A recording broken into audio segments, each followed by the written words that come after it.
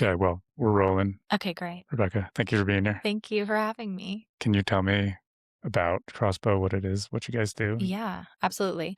Um, we are um, retail stores and also a leather shop, so I can talk about a little bit of both, but we focus on handmade leather goods along with custom hats and just general kind of high-end Western wear and things, other brands and other artists that we find really interesting.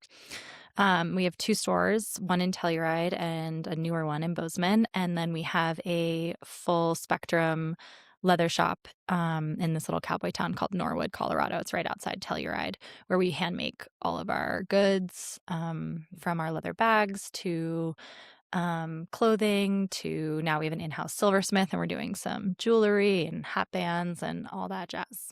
So most of the stuff that you're selling is sourced at that smaller shop? Yes. We try to make as much as we possibly can for the store. Obviously, there's things, there's some machines, there's, other things that we do design and use partners to make. And then we also source other brands that we love or find interesting. But for the most part, we're always trying to create and design in-house.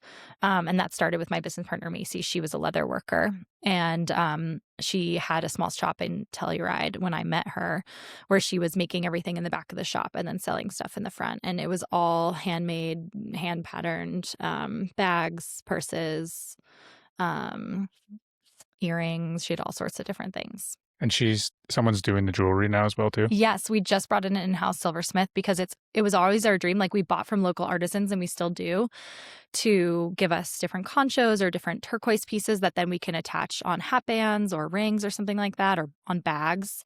And now Macy has that freedom to design in-house. And we have a girl who's working, 5 days a week making that kind of stuff for us, which is really exciting. Nice. Do you have any of your... I don't have jewelry on today, unfortunately, Yeah. from there. She's making so little right now to keep up with both stores that Macy gets mad when I steal it from the leather shop, but I do have a couple pieces. Is the leather all primarily bags and kind of like personal wear stuff? Primarily, yeah. And we don't it's a traditional, we're rooted in traditional leather craft, but it's not, I would say, super Western in that way. We're not tooling, we're not doing saddles or, specifically riding things.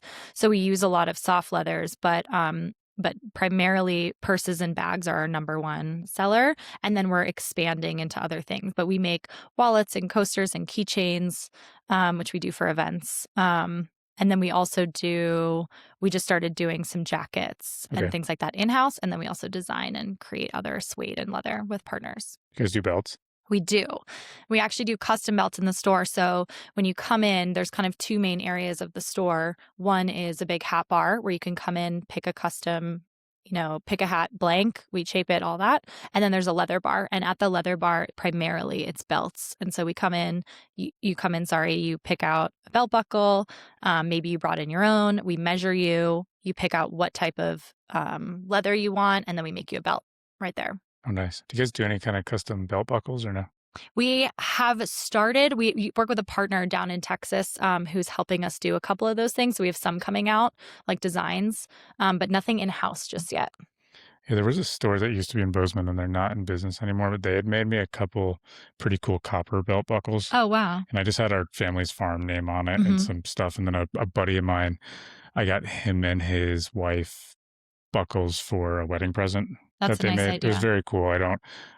It's a bummer that they're not there anymore, but Was it like stamped on, or it was like a piece of copper and they kind of engraved it so they could engrave, different words or whatever wanted. Cool. Not as much like your traditional Western belt buckle, but it's, I think it's cool. It's unique for sure. Yeah, that's a good idea for sure. I try to do as much custom because we want it to be really experiential in the store, but it's always a challenge of like what things we can bring into the store that make sense and to train the staff, and then what things we have to do in the leather shop and outsource. How about the hats? Yeah. Where do they come from? Who's in charge of those? Hi, folks. Quick note from me. If you don't already know, the goal of Mountain Mule Media is to build real connection between Montana's businesses and the people they serve. If this episode or any other has given you something worth thinking about, smiling at, or passing along, I've got a small ask. Share it with a friend, text it to someone, post it in your story. That one simple action helps these businesses get seen, grow, and thrive, and it helps this show keep going. Thank you for supporting these Montana businesses. Now back to the show. It's funny because the hats were never meant when we first started, it was not going to be, you know, we were primarily focused on the leather goods. And then the hats just became a big part of the business. But so what we do is we focus on the part of the customer experience that consumers and our customers really care about in the store, right? Which is the shaping, the designing, the decorating, all of that. So what we do is we work with our partner manufacturer, and we work with one of the oldest manufacturers in the country. And we pick out color, design, hat block, sweatband, all that stuff. And all of that is pre-blocked prior to it coming to our store. So similar to an old-fashioned cowboy store where you kind of go in, you see all the hat blanks, you pick it out and you shape it. So all of that's done in advance, and then you can come in, we size you, get you fit into the correct thing. And then we have tons of styles to choose from both color as well as what type of hat and what type of felt you're interested in. And that ranges from a rabbit hat that we'll shape, a pre-shaped wool hat that's a little bit less expensive, and then all the way up to like 100X European beaver hat. Once you do that, then one of our hat shapers will work with you to design the hat, which I think is a really critical piece that not a lot of stores do, which is we really sit and figure out what type of thing will look good on your face, what you're interested in, where you're interested in wearing it. And then we normally spend about an hour to an hour and a half with you shaping, decorating the hat, sewing everything on and all that. That's cool that there's that much time and intention and thought put into it. Yes, it's definitely, and some people take longer, and that's totally fine. I often say, I'm like, we can get the shape done pretty quick for you. It's kind of how long you want to take looking at it on your head, changing things, and picking out all your decorations, which is also something that's pretty unique in the store because we're making a lot of those accessories. I like that you say unique to the person, because I'll see a model sometimes with whatever hat, shirt, vest, and I'll say, I wonder if I'll look like that person if I buy that. But you have to. The number one common thing people say when they come in is, I don't look good in a hat. And I think that a lot of times they've just picked something off the rack and maybe haven't had it fitted to their face. Another thing we get is we have a lot of women that come in that have gone into these cowboy shops in the past, and nothing against them. I think it's so cool, and it's such a old craft that's beautiful, but they're used to shaping the same kind of classic Western shapes, and a lot of times it's not always a shape that's going to flatter a female face, and so we kind of spend that time, and we're actually an all women company, and so our hat shapers are women, and they're going to spend that time making sure that even if it resembles something really similar to what that classic shape is, it's going to fit her face in a nicer way. Yeah, that makes sense. And I think of it from the male perspective, but I guess, if you have a beard, if you don't have a beard, if you have a mustache, depending on what you're doing, if you're doing ranch work, if you're just wearing this out to dinner. So there's a lot of context. Totally. And that has to do with shape, color, what kind of accessory you want to put on it. Do you want something that you want to wear out in the ranch every day? Do you want it to not fall off when you're riding? It has to be tighter. It has to fit better. Do you want something that's really comfortable that you just wear to dinner? So we try to kind of fit all of that into what we make for someone. And every one is different. Like, we've never shaped two hats the same. I've never designed two hats the same. And so it kind of becomes unique experience for both the customer and us. Who's the hat company you guys use? It's a private, wholesaler that we work with, so I don't really like to share the name, but it's one of the oldest hat manufacturers in the country, and all the felts come from the same place in Europe that most hat brands get them from. My brother-in-law's on a ranch north of here, and I know he's got a couple, he's got I don't know the term, but I always think of it as like a ranch hat, but it goes fully around, and it's kind of going to protects him the most from the sun. Is it like a palm leaf hat for the summer, or you're saying it's a felt hat? I don't think it's felt. Because I don't think he would wear something really hot in the summer. Yeah. I'm pretty sure it's mostly rooted in practicality. Totally. So, but I know he'll wear a different hat depending on the time of year, how much he wants to be out of the sun. Yep. And I think there's a lot of specific times when you'll wear certain hats, and then the context of if you're wearing this as a going out hat Totally. or this is a work hat. Yep. And that's one thing I'm happy to share. But in the summertime, we also do palm leaf hats, and we buy from a company called Sunbody. They're out of Texas, and they source all hand woven Guatemalan palm hats, and those are great. And those are under $200. Shape them, and they last you a really long time. And that's something that's more practical for the summertime. Totally. Yeah. We do the classic kind of Western cowboy hat as well. They're super stiff. And so a lot of people want something that's a little bit more flexible, or you can wear it at the beach, you can wear it at the river. And so the palm leaf hats are really, really nice for that. I'm trying to think of when it was. It would have been before Thanksgiving. So maybe sometime in October, me and my fiance and a friend of hers went riding, and we got stuck in some pretty bad rain. Mm-hmm.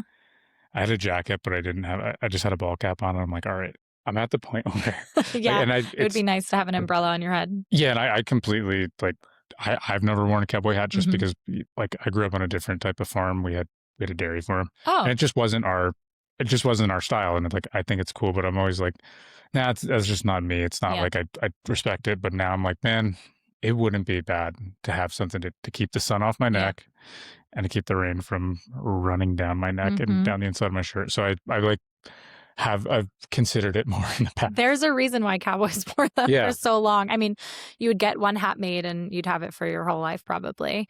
They're very, very functional for sure. And in the summer, I mean, up here in the mountains, it's still kind of cold. And so I'm sure people, you can still wear a felt hat in the summer.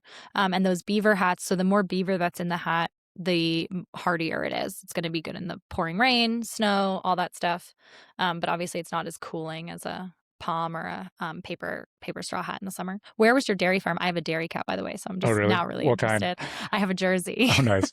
Upstate New York. Okay, very like cool. very, very much dairy farm country. Yep. I think I told you I was speaking to the woman recently from France, and she was their dairy cows there are not the typical United States dairy cows. Really? They're like different breeds. Oh, I'm different. Yeah, it was very. What was the breeding? I don't know. That your family has. Originally we primarily had Holsteins, Okay. but we did later we sold raw milk on the farm, and we had some Jerseys, we had some Ayshires, we had pretty much everything. Guernseys. There's a big thing about Guernsey milk being healthier for you. Brown Swiss. I think pretty much like every that was sort of like a mixed group because we were selling the raw milk, but primarily it was Holsteins, like production Holsteins, and like Brown Swiss. I love it. I'm making cheese now and butter, and I'm having nice. So much fun. That's very cool. Where were we with the hats? Sorry. Yeah. No, you're topic. fine. If you start talking about dairy cows, I'm lost. And I'd love to talk. Yeah, with the hats, like the practicality, because I always looked at it as a style thing, and it just wasn't. It wasn't too common where we grew up, and that's just kind of cultural to what part of the country you're in. But if I'm outside in the sun all day, it makes so much sense to get the sun off your neck and your head and protect it. And from that experience, we hunkered down under some pine trees for a while. We still got pretty drenched because it was really coming down. But the hat in that circumstance would have been nice. Totally. Yeah. I mean, I've worn my beaver hat out in the summer. Down in Telluride, we have Bluegrass Festival, and it always rains. And I've worn it pouring rain, and then you just let it dry, and it's totally fine. Doesn't affect it at all. Yeah, my fiance, she has a hat, and she's just looking at me like, "How's it going? How's it going, dairy farmer?" Yeah, exactly. But yeah, I could see the practicality in the leather and stuff with your business partner. How did you guys come together and get into this? I was one of her best customers whenever I'd come to Telluride. I would go in her store, and I just saw what she was doing that was unique. I loved the product that she made. And so we just became friends. And so she actually, by that time, had a full-blown store on Main Street in Telluride. And we were talking about opening a second store that was separate from that, where we would do more hats, more Western wear, clothing, things like that. We ended up opening that store together. It was called Rustler Supply. We did that for about a year, and then it became really clear that that was really taking off, and we should just combine it into one bigger location. We got really lucky and was able to get this building in Telluride that's on the corner, 2,000 square foot space in the front. So we combined everything, called it Crossbow, put, all of that in, built it out with a hat bar and leather bar.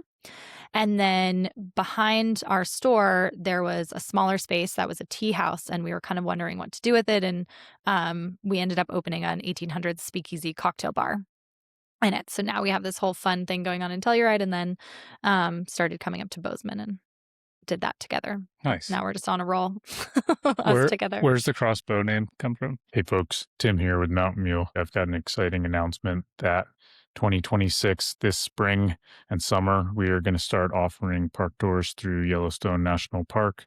We're excited to add this to the options of things that we offer. The tours are going to start and end in Bozeman tentatively, but we will expand those options and make them somewhat customizable to the greater Gallatin Valley area. And more of this will continue to develop as we build out the programs. Please visit mountain-mule.com and we'll keep all the updates there. We're excited to be able to offer this to the services that we provide. So it was actually her. So she had a business, and I don't know the full story of how it came about. She was living in California at the time after college and was working for another leathersmith. And when she started her own leather business, I'm sure it has something to do with the huntress and things like that, but I'd have to ask her. Do you guys do boots? We sell Tecovas right now, who we love, but we don't make any custom stuff. That would be, we're trying to decide how to expand our leather shop actually and what types of things to go into. It'll probably be, making our own cape lines and making our own hats eventually. Boots are a whole other set of machinery and all that, but we love Tecovas and we're doing quite well with them. And they're at Austin, is that right or no? Yep, yeah. Out of Texas. Mm-hmm. Okay. Yeah, I've tried on some of their boots, and I know a few friends have them, and I haven't bought a pair just because I guess I didn't find the perfect fit that I like, but I know they've become a little bit more known in Montana and probably. What I like about them is that they're already broken in. Yeah. They're already comfortable the moment you get them. So, and especially for us when we're doing events or working in the store all day, 10 hours on our feet, it's really nice.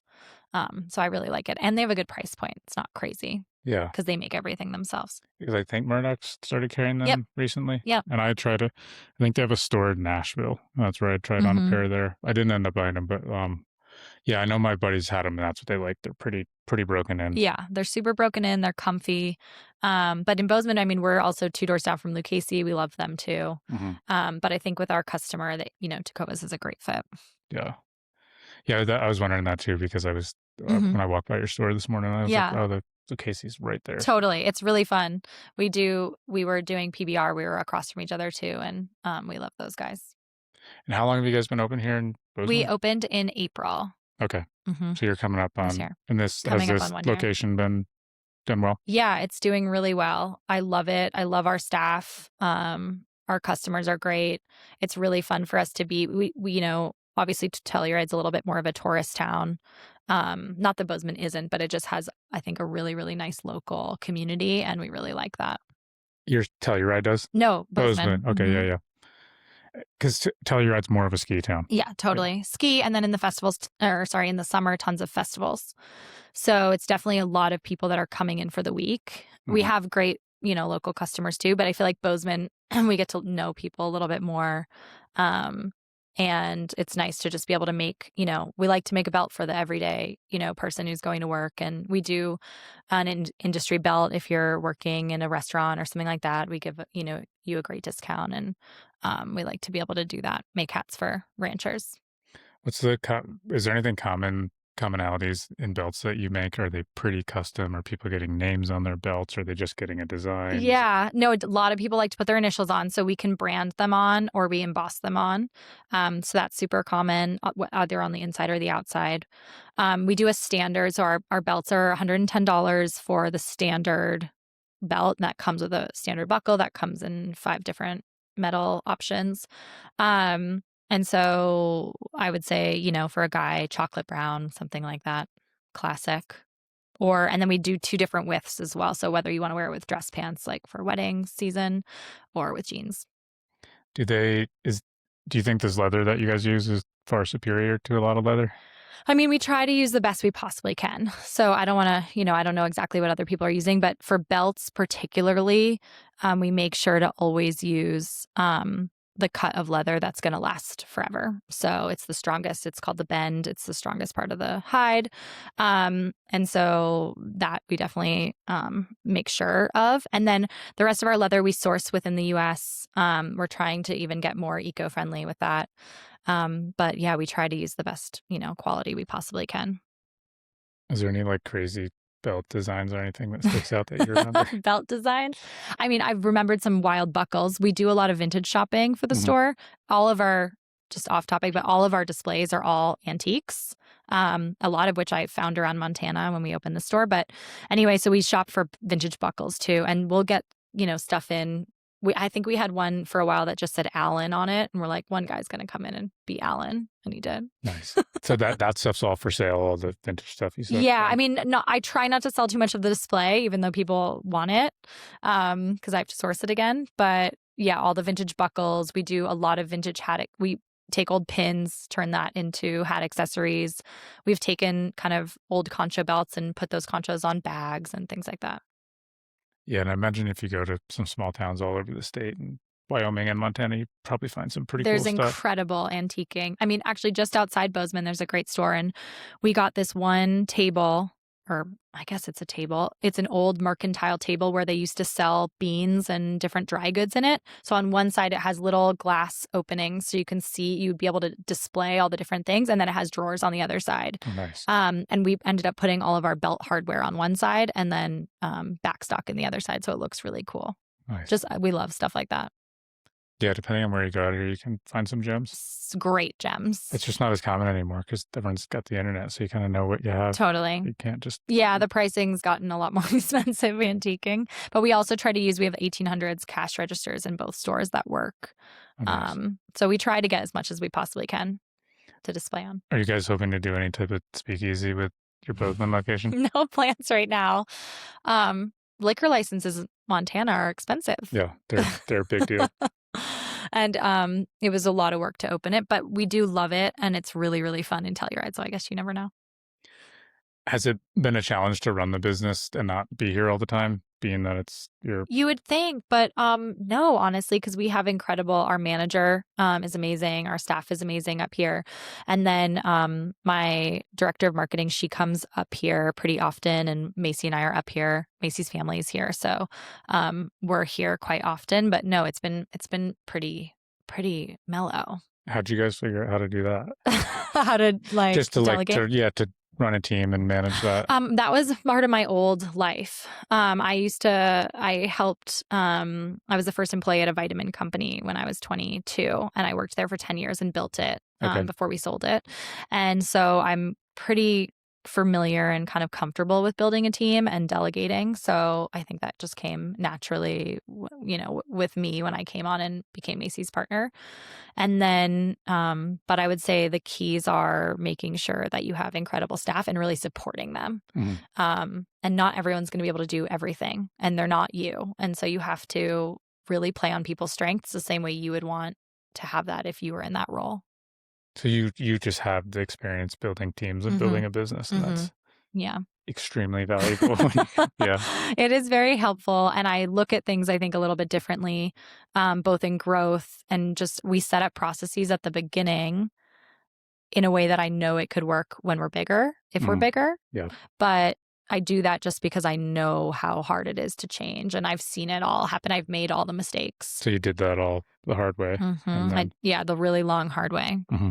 Yeah, and I like in some senses this isn't the first business I've had, but in a lot of sense it is the first business where I've had to build a bigger team, and I'm I'm taking as much advice as I can, and I'm probably learning a lot the hard way too. Yeah. But that's why I asked, because it's a very common thing with all the different businesses that I talk to. Yeah. I mean, my background was definitely in that, and we were constantly growing and building. And so now it's different because it's also a passion, it's also a creative, but how can I do it in a way that also runs a profitable business that makes sense, and so that we can all keep doing it, and being able to have more staff and more staff on like an executive team that can be more flexible with their time and travel and be open to more opportunities. That's the other thing, is it's hard. You got to make sure you're ready for the next thing or ready for the next opportunity that could come along. And Macy, does she have prior business experience to this? Is this her first business that she's owned? She started this pretty early. So for her, she really, I mean, she's an artist, so she's coming from that background, which is invaluable for us as a partnership because that's not my area of Mhm. expertise. And so she manages the leather shop primarily, and then all of our events and all of the new product designs and all of that. So we really kind of play off each other and help each other in that way. But no, I mean, but she's a natural. It's been easy for her So to you take guys that on. really, it sounds like you guys really complement each other as far as Yes. which parts of the Yes. business. Yeah. That's a bummer when there's, at least I see when there's an artist that's so has an hmm amazing product, but they don't have, the business knowledge or sense. Yeah. So it's, do they ever get it out of there? Do they ever get it Yeah. off the ground? And I think ultimately it just takes a team Yep. because we're all going to complement each other hmm as we build a bigger team. It's a giant organism that really functions well. Yeah. I see that a lot, and I've seen it a lot with artisans and brands that I try to purchase from that I find, small brands that I want to carry in the shop, and I can see that happening where it's hard when you don't have that experience to kind of see 5 steps ahead and be able to grow your product because there's a lot of really, really talented people, but it is hard to get it to that next level. It's also a badge of honor sometimes to be a Totally. struggling artist. Totally. I mean that in the most, probably, I'll say respectful. It's Yeah. probably sounds really disrespectful, but because, you're doing everything Mhm. yourself and that is very admirable. Mhm. But it gets to the point where you just can't do everything yourself. And Yeah. to survive in the economy we have in 2026, you Yeah. need a lot of nuance and a lot of, you need to be able to do a lot of different things. Nuance. Yeah, that's a great word for it. I and I'm sure it's been, and I know I've had these conversations with Macy because it's a struggle to move to the next step and not micromanage and kind of can see your product, but maybe you don't have to be involved in every step and be able to delegate because that you do have to do that to grow. And it's hard because you want it to be perfect and you want it to be, what you've created, and I think it's more personal as well. What advice do you give Macy if that comes up? Oh God, she's gonna kill me. I'm playing like because I'm Yeah, sometimes no, I could feel like I'm completely in Macy's shoes, and yeah, sometimes I could feel like I'm in yours, because I could be on both sides of it yeah. with the team. So I mean, for me, I try to remind her, like about how special and beautiful the products are that she's making and to really focus on that. And then, because you can't, I mean, I think you have to learn some of these experiences yourself. You can't just tell someone, oh no, just delegate that. It's fine. It's easy.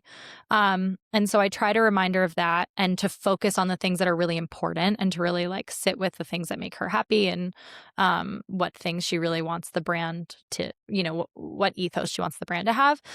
And then at some point, yeah, you have to step back and let people make mistakes for sure. So I definitely, I tell all my staff that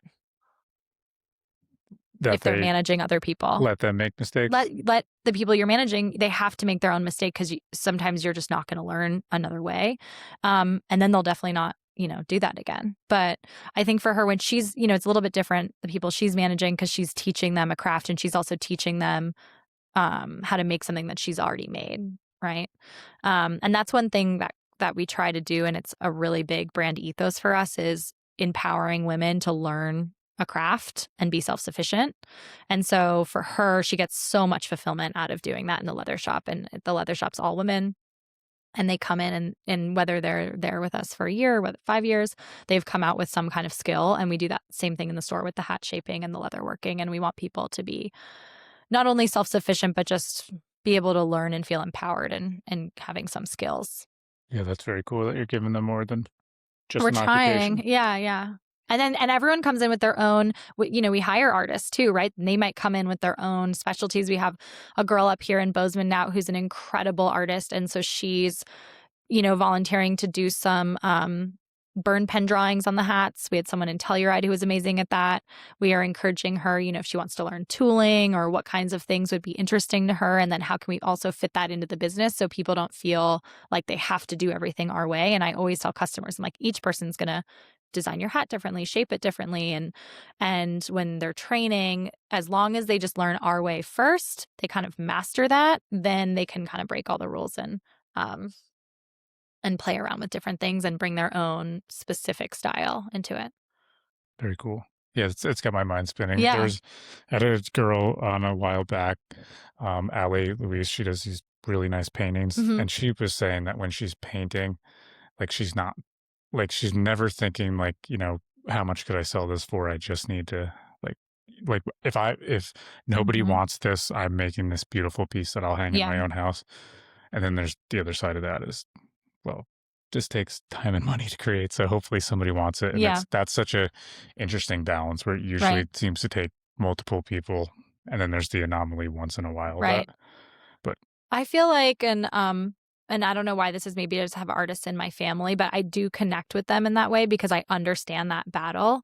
And so I always say, I'm like, you have to just do something that you really love. And I say that to myself sometimes too, just about decisions we make for the business. And then if it's special and if people like it, great.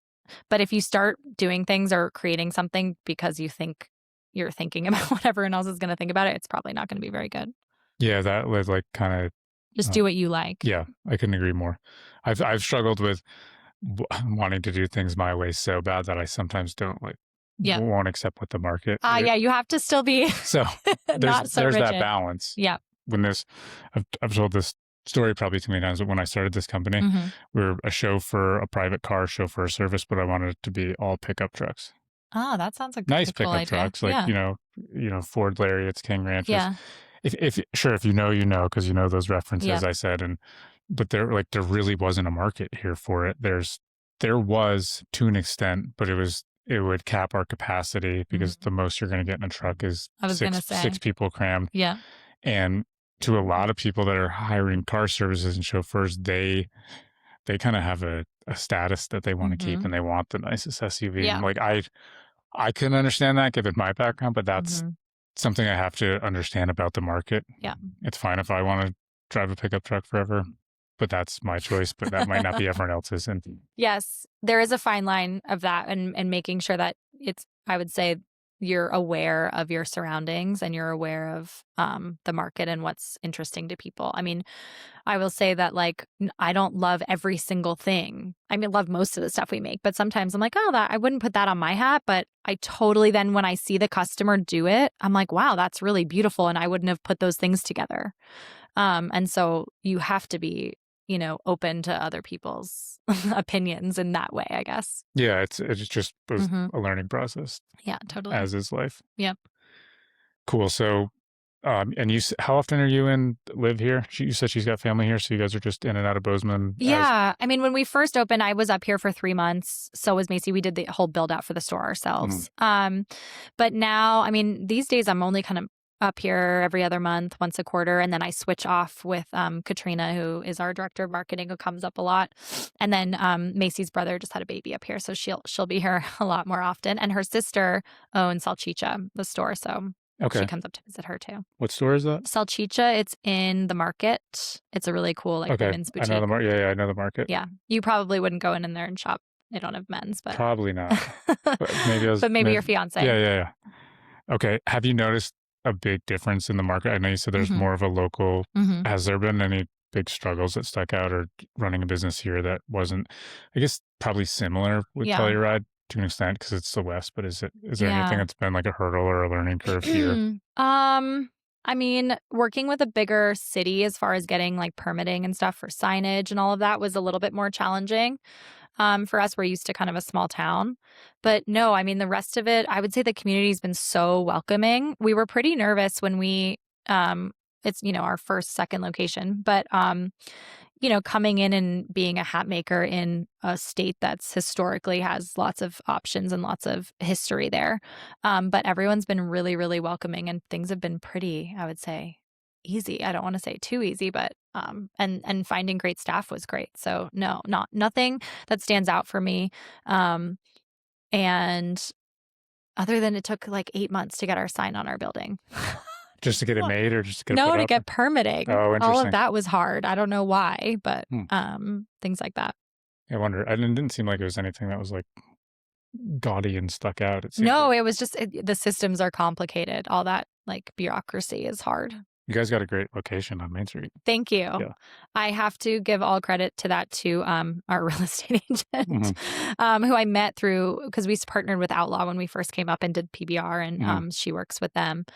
And I just kind of told her what we were looking for, and it just was a miraculous, serendipitous opportunity. I think that happened because it's perfect for us. Nice. Building, we like old historic buildings, so it just worked out timing wise. You have a cow. Do you have a ranch? Do you have a ranch background? Yeah, I mean, I have a small ranch in Colorado.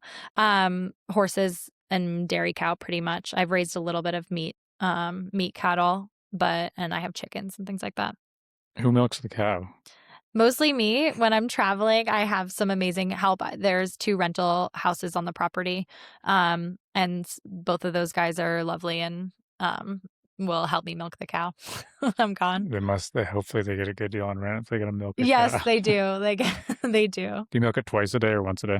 So it depends on what she's up to. Right now, she just had a calf, so we're milking twice a day, and then we'll wean her down to once a day here in about a month, which is great. That's a pretty easy schedule to keep. Um, and then when we first got her, though, I bought her without a calf, and so I was milking her twice a day for a while. Yeah, our dairy farm always milk twice a day, but I used to always think that depending on where they are in their lactation, traditionally you do twice a day because you're getting max production from the cow. But Totally. if you're doing something for yourself, then Yeah, we honestly try to lower production. yeah. And even when I was doing like a raw milk herd share, I was still like, this is too, I mean, it was just a lot. Now we're not doing it, it's just too much work. I'm too busy. But for me, when I'm home and I want to make cheese, I'll take more, but we try to kind of keep her. I can't do 2.5 gallons twice a day. It's too much milk. How did the raw milk share work? So in Colorado, it's illegal to sell raw milk, so people have to own part of your cow. So I'd have a contract where they would basically buy into the cow That's so funny. and pay rent or board on her. And then I would package up the milk and actually bring it to our store in Telluride and sell it along with some eggs or whatever else people wanted. But you're selling it technically to the people that own That it. already signed up. Yeah. Okay. Yeah. Interesting. Mm-hmm. Yeah, that's an ordeal. Yeah, it was a thing. I mean, it's so fun. And actually raw milk like sells a pretty good price, but it's a lot of work. If you don't mind me asking, what did you guys sell the raw milk Yeah, for? so you'd sign up. It was $50 to sign up, which is Mhm. basically like your buy-in. And then it was, I think I did $15 for a gallon, and most people did half gallon a week, so it's like $7.50. But she's A2. I've seen people charge, $20 a gallon and things like that. She's an A2 jersey. Mm-hmm. Obviously, everyone knows what we're talking about. Yeah, we're going down a whole other rabbit hole. And so, but I did breed her to an A2 Jersey bull too. So, and she had a bull calf, which I think I'm just going to keep as a companion pet for her. Can you refresh me on the A2 benefits? Yeah, and totally. meaning? So, apparently all cows were A2 back in the day prior to industrialization and grain feeding, but it's the same genetics, and I don't know exactly like scientifically the data or what that is, but it's the same genetics as like goats. So people who can have goat and sheep milk, they don't really know why. It's because of that, because it's A2. When we started feeding corn and industrialized grain to cattle, it changed that. It changed the microbiome and their genetics, and they became A1. And that's just and so people think they're lactose intolerant, but actually you can't you can't digest that as easily. And so now they're culling herds to make dairy farms A2 again. You see it at the grocery store on the milk. And A2 cows can also survive more on grass and hay than an A1 cattle can. Oh, that makes sense because the genes would evolve. Totally. Yeah. So we're getting back to actually like what's healthier for you. It's more digestible. And yeah, it's just, I think, better for you.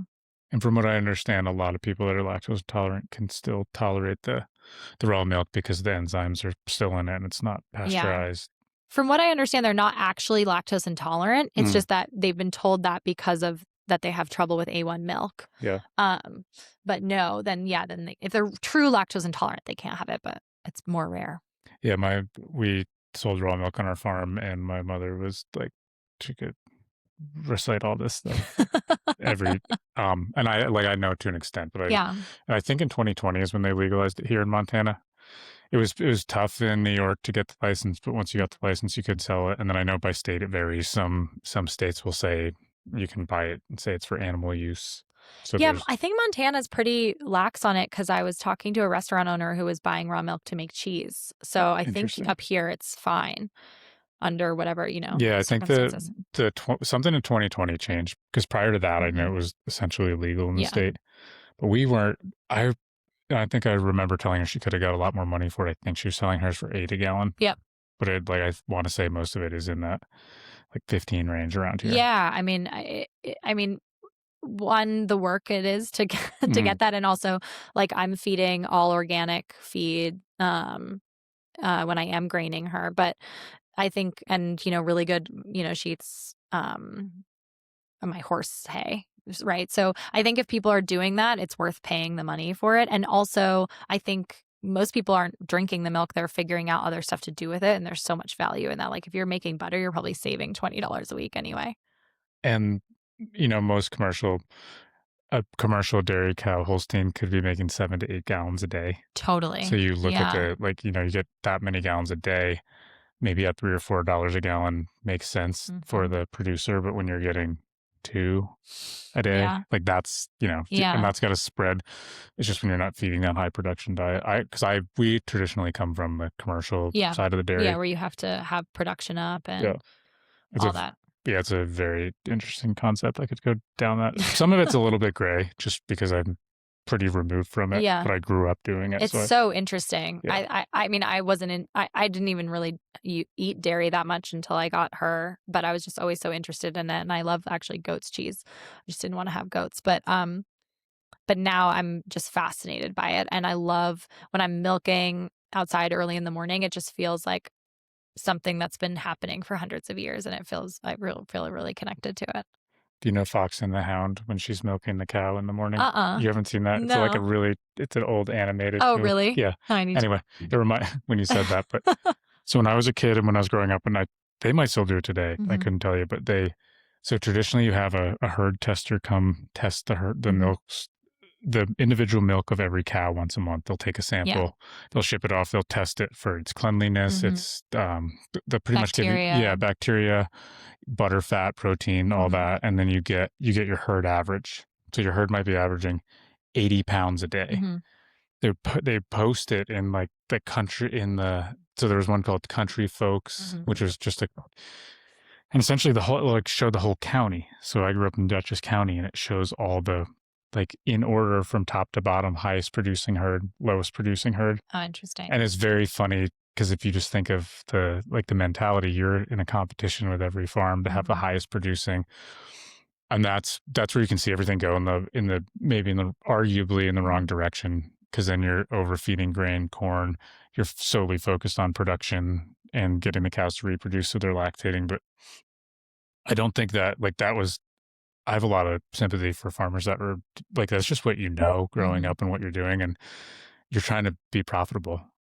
But you're also turning these like in Yeah. a sense you're turning the cows into production machines that are Mhm. feeding corn and grain and so I very much see both sides of it and Yeah. I don't just sit there and say like no like what are you doing you're trying to kill everyone this is bad like that's not No, I mean, yeah, when the market is calling for it, yeah then there's some things that just have to be high production, but I definitely think that that's where a lot of the diseases or issues with raw milk and things like that come from is when we try to industrialize it and make it too big and yeah it's too much you could almost production.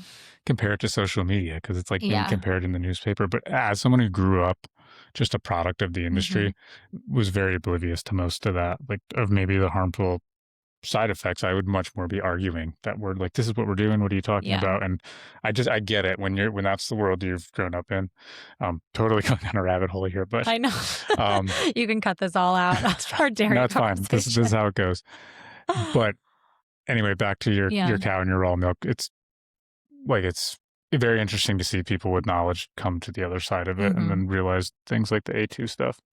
It was fascinating for me, and I learned a lot of it actually from some of my cheese books. That's where like this guy David Asher, he's a natural cheese maker and he makes cheese.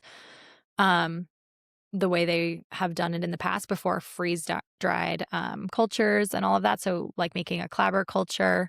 And I learned so much about it from reading those books.